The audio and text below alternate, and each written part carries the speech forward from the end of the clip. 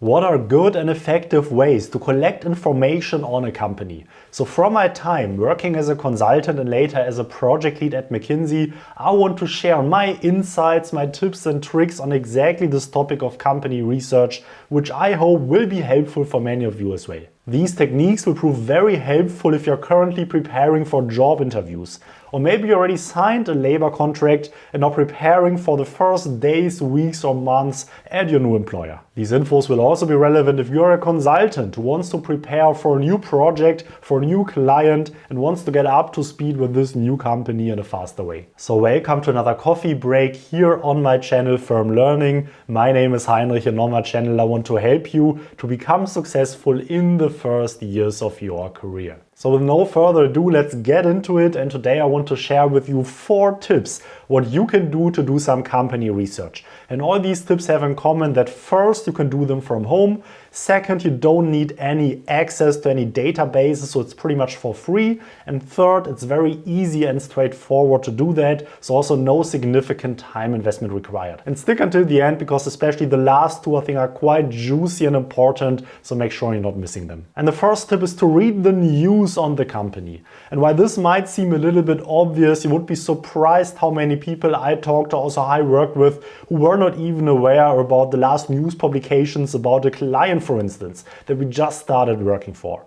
And now to go a bit beyond the obvious, let me share 2 specific tools that you can use to really simplify and facilitate this news research. The first tool is the Google News platform. So this is a search machine from Google specifically dedicated to news. So if you're typing in the name of your company, here you will likely find much better results regarding the news than if you just type in the company name in the overall Google search bar, because here all search articles that you get are news articles indeed. The second is Google Alerts, and this is pretty cool because here you can define a search term, and whenever there's a new search result on Google popping up for the term, you will get an alert. For instance, an email that Google sends you with the overview of all the new articles that came out.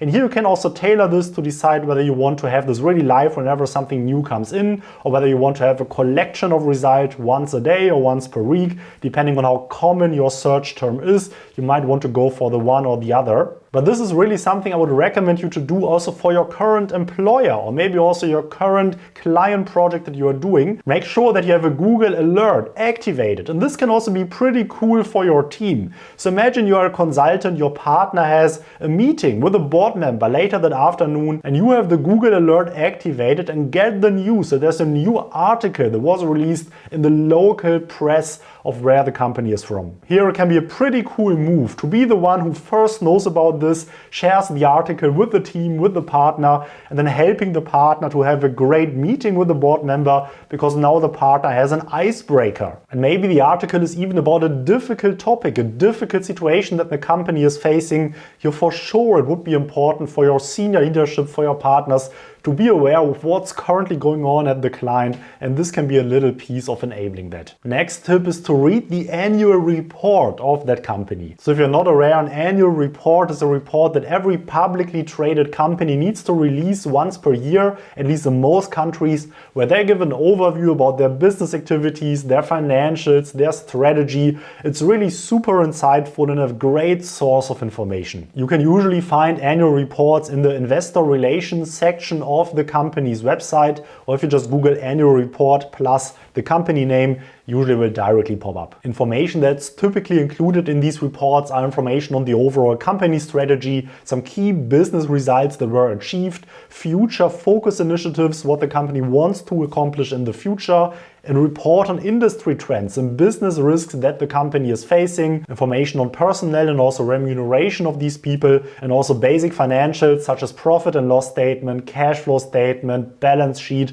and often also all types of other pro forma ratios. These reports are usually extremely detailed and really a great source of information, also with infos on competitors, on overarching industry trends, so definitely something that can inspire many other types of analysis that you also do. Next is a tip which is is maybe the most insightful one and can give you access to information which is not that easily found, for instance, on just Googling certain things. But before we dig into this, let me introduce you to the sponsor of this week's video, DataCamp. DataCamp is an online learning platform where you can improve your data analysis skills. And you know that this is something I talk about all the time. This is really a crucial part of your skill set if you want to succeed in any consulting role, and I trust in many roles in industry and for sure in banking as well. With DataCamp, there are no previous data skills needed to get started. You can learn from things as basic as Excel 101 to more advanced technical things like, for instance, database manipulation in SQL.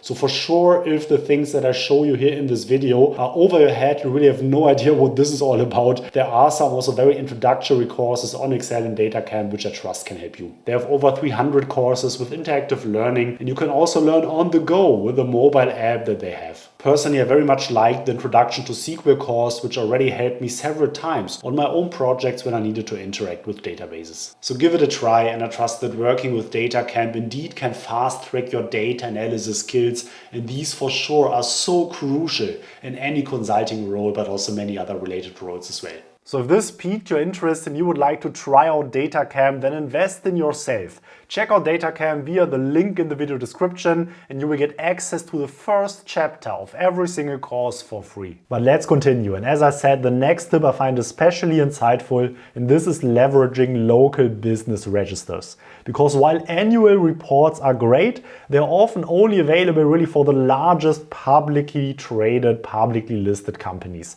But even for the smaller ones, many of them need to release business information on a regular basis, and this is exactly what you can get access on these local business registers. These registers will have different names in different countries. In Germany, for instance, it's the Bundesanzeiger. So usually if you just type company register and then your country into Google, you will likely find the name of the company register of your country and then can search for it in a similar way. Similar to annual reports, these company registers often contain information on financials. They often contain the last audit reports. They might contain information on the ownership structure, on the management team and on employee figures. Often this information is less detailed than in the annual reports, and the width of information that needs to be released often depends on the company size. So you often have different levels of detail available depending on which type of company exactly you're looking up. And what makes these registers even more powerful is that nowadays there are all types of meta registers, all types of meta search machines that have connections to several of these local country registers and then combine all the information. So for the EU, for Europe, it's for instance northdata.com. Here you can just type in the name of a person or type in the name of a company and you get all types of information also from different countries here. So if you're ever interested, for instance, in the business activity of any of your family members or relatives or friends, you can just type in the name of that person into, for instance, northdata.com and you see all the companies they're affiliated to, wherever they're managing director or in similar positions. This is all the information that you will have. So just for demonstration purposes, probably most of you will know the YouTuber Ali Abdaal. Ali, if you're watching this, love your content, great channel. So if you just try out typing his name into North Data, you see now all the companies that he has founded to set up his businesses. But of course, you can also do this with actual companies. So for instance, you could type in Siemens and then really get access to a plethora of information that I trust will really help you to understand what exactly happened with this organization in the past, what was going on, and do some research based on that. Last but not least, let's talk about the importance of researching industry trends. So here I trust it's not even that difficult to do that. You can just type the industry of your interest plus industry trends in the Google search bar and they get all types of reports. As stated earlier, you can also use annual reports to really get this information, read what the company themselves are writing about this. So I rather want to talk about why this is so great and why this is so important. And from my experience, researching industry trends are great icebreakers in conversations with clients. So for instance, in the construction industry, which is the industry that I currently work in, there's at the moment a huge shortage of wood. So let's imagine you're a consultant are working for a construction company. So in one of the first meetings with your clients, you could ask them, there's this huge shortage in wood. How is this affecting your company at the moment? What does this mean to you? This can really be a great icebreaker for your conversation. And the best thing is that things like this also portray you as knowledgeable.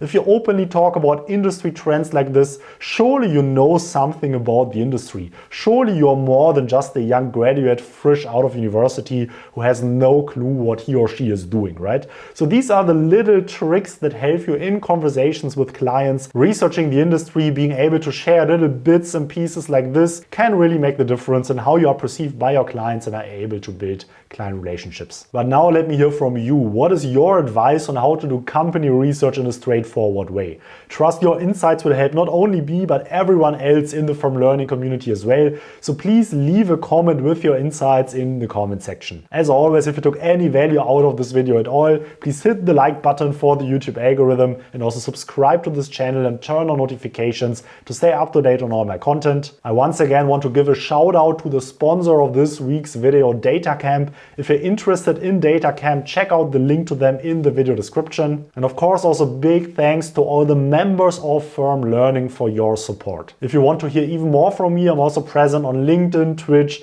Instagram and TikTok. Links to all of them in the video description. I'm Heinrich. I'm releasing new videos every single Saturday here on From Learning. Looking forward to seeing you again next week. Until then, bye bye.